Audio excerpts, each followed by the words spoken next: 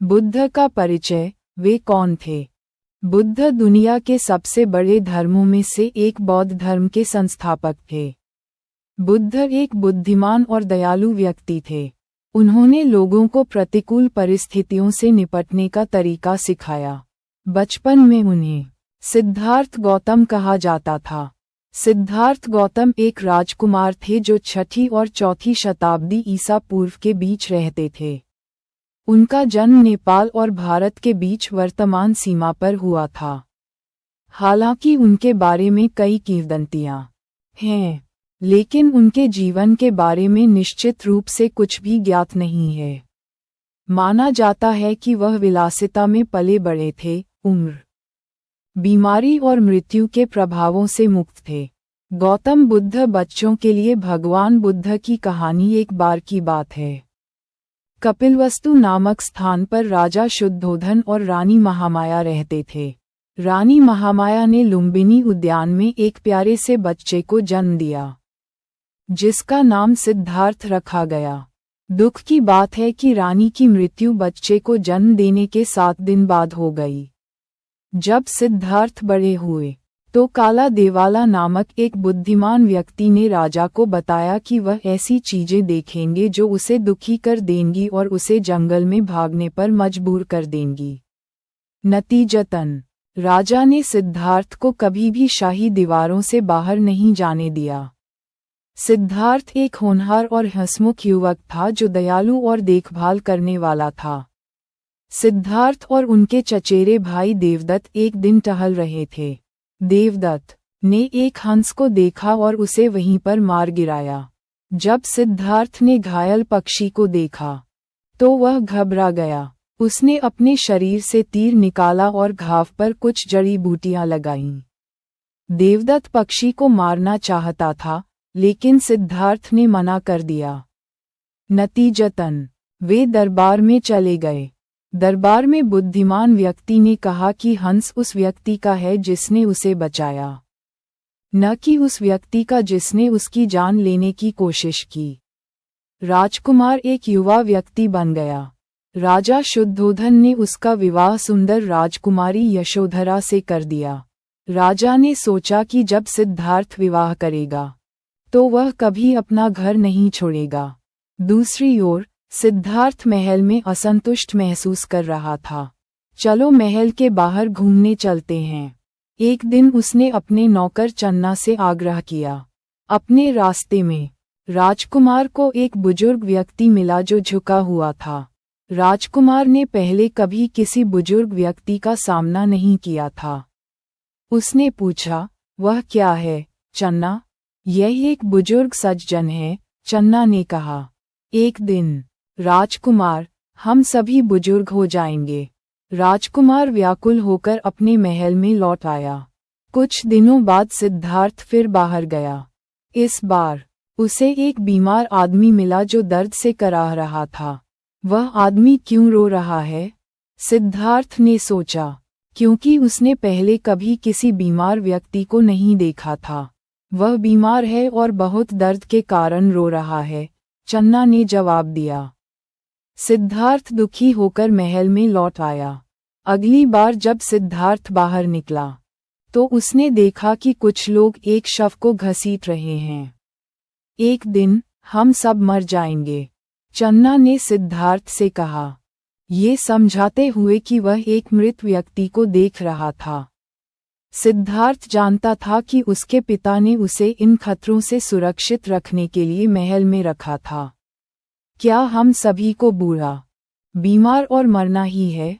उसने खुद से सोचा, क्या कोई और विकल्प नहीं है? सिद्धार्थ एक बार फिर चले गए। उन्होंने एक आदमी को देखा जिसका सिर मुंडा हुआ था, नारंगी वस्त्र पहने हुए थे और इस बार उनके हाथ में एक कटोरा था। वह आदमी अच्छे मूड में लग रहा था। वह आदमी कौन है? उसने चन्ना से पूछा। वह एक समझदार आदमी है जो सब कुछ छोड़कर खुशी की तलाश में जंगल में चला गया है, चन्ना ने कहा। सिद्धार्थ ने जो कुछ भी देखा था उस पर विचार किया। उसके बाद उसने खुशी की तलाश में घर छोड़ने का फैसला किया। इसलिए एक रात, जब उनकी पत्नी और बेटा राहुला सो रहे थे, सिद्धार्थ अपने समर्पित सेवक चन्ना के साथ चुपके से महल से निकल गए। वे यनोमा नदी तक साथ साथ चले। सिद्धार्थ ने वहां अपने शाही वस्त्र उतार दिए। उन्होंने चन्ना को अपने वस्त्र और अपना घोड़ा सौंप दिया और महल में लौट आए। फिर उन्होंने नारंगी वस्त्र पहना, अपने लंबे बाल मुंडवाए और एक कटोरा लेकर बाहर निकल गए। क्या आप खुशी का रास्ता जानते हैं? सिद्धार्थ ने हर व्यक्ति से पूछा। हालांकि कोई भी उसे नहीं बता सका। अंत में वह एक बोधि वृक्ष के नीचे बैठ गया और अपने आप ही समस्या का समाधान करने का प्रयास किया। उसने ध्यान करना शुरू कर दिया। कई दिनों के बाद उसकी यात्रा समाप्त हो गई। जब से वे एक ज्ञानी व्यक्ति बन गए थे, लोग उन्हें गौतम बुद्ध के नाम से पुकारने लगे। बुद्ध सभी जानवरों को प्यार करते थे और उनके साथ दया से पेश आते थे।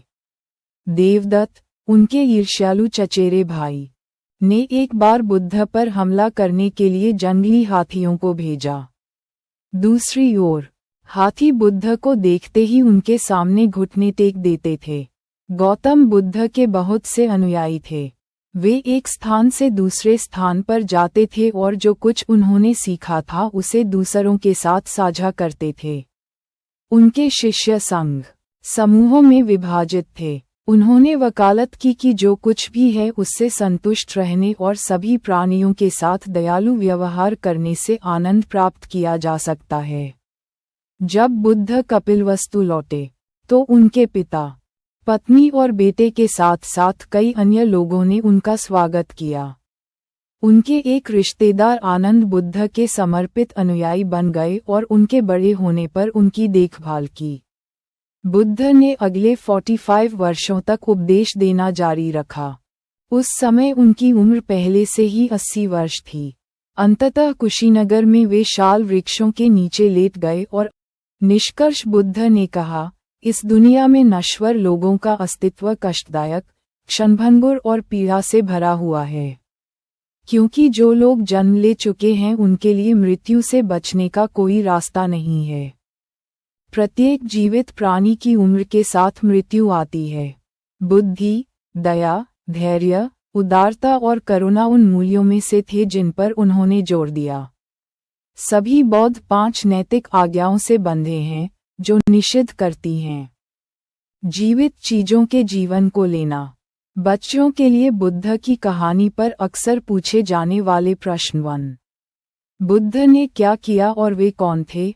सिद्धार्थ गौतम, जिन्हें अक्सर बुद्ध के नाम से जाना जाता है, एक शिक्षक, दार्शनिक और आध्यात्मिक नेता थे जिन्हें व्यापक रूप से बौद्ध धर्म के संस्थापक के रूप में माना जाता है।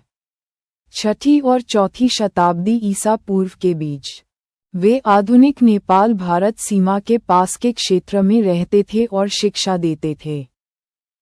2. बुद्ध का विश्व को संदेश क्या था? बुद्ध का शांति, करुणा और सभी जीवित प्राणियों के प्रति प्रेम का संदेश हमें अपने दिलों को खोलने और हमारे मानव परिवार में सभी का स्वागत करने के लिए प्रोत्साहित करता है, खासकर उन लोगों का जो जरूरतमंद हैं। उनके सिद्धांतों ने किसी भी जीवित प्राणी की जान न लेने के लिए भी प्रोत्साहित किया।